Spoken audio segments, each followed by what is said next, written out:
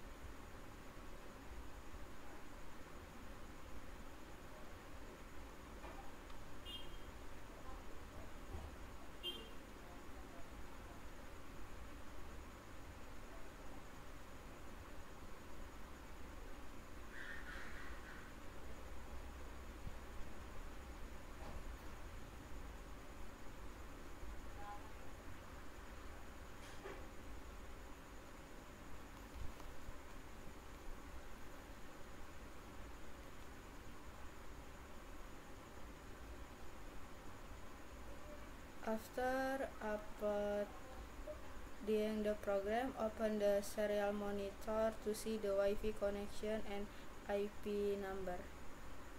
This is ESP32 connects to Wi-Fi.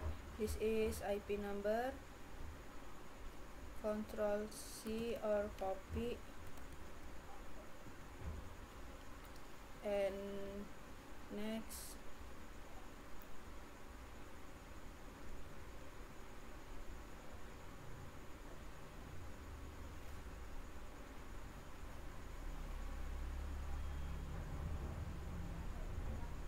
open the browser or Postman. This is Control V, enter, see data, slice data,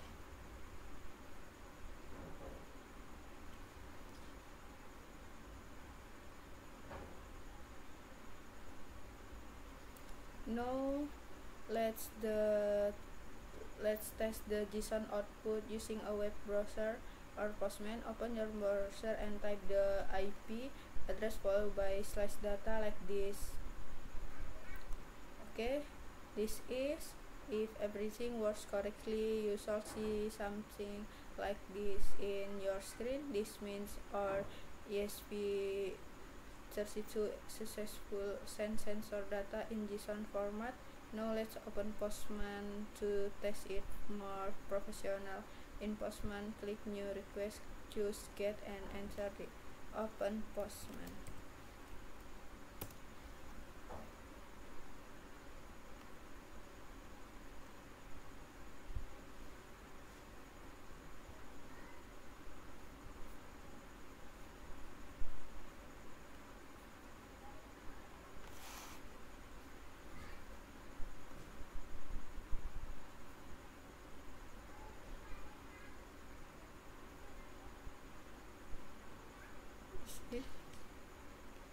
Control V, send.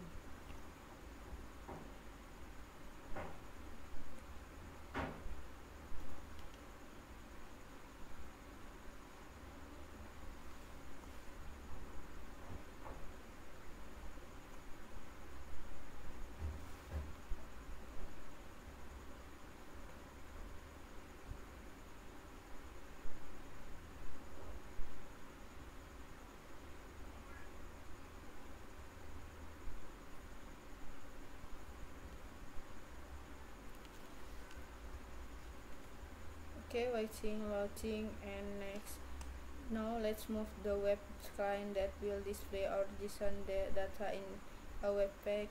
So the HTML, open VS Code.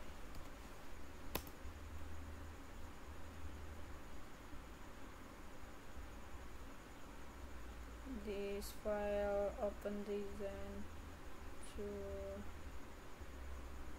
practicum.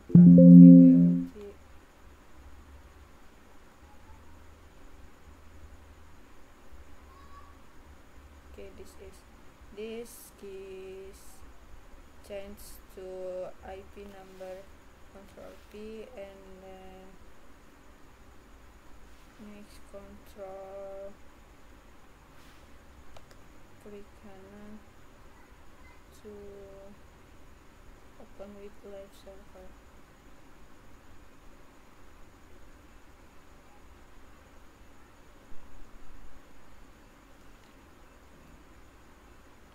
Okay, this here what the final outputs look like. The page shows the device name, the temperature in degrees Celsius, and the LDR sensor value. Every 2 seconds, the page fetches new JSON data from the ESP32 server. So when you cover the LDR sensor or warm up the temperature sensor, you'll see the numbers change immediately. This is a great demonstration of how web application can communicate with IoT device in real time using JSON.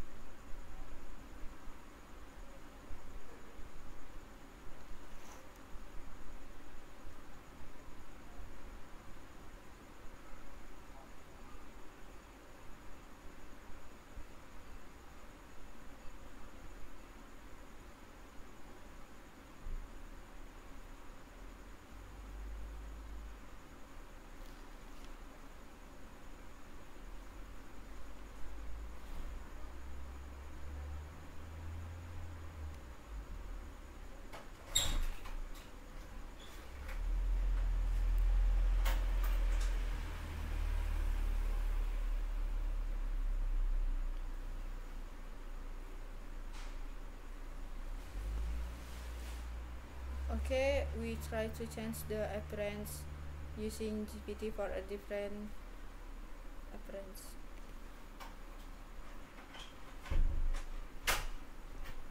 This so see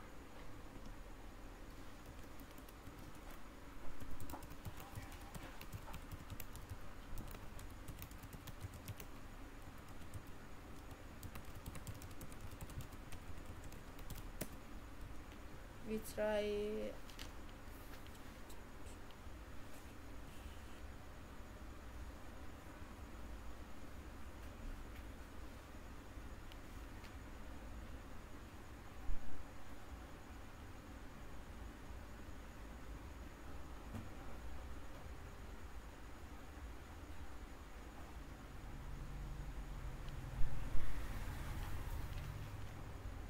copy code.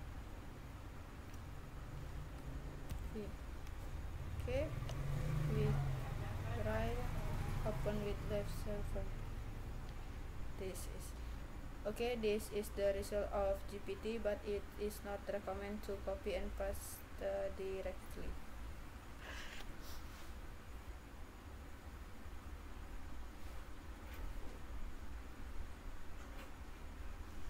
This is all from me. Wassalamualaikum warahmatullahi wabarakatuh.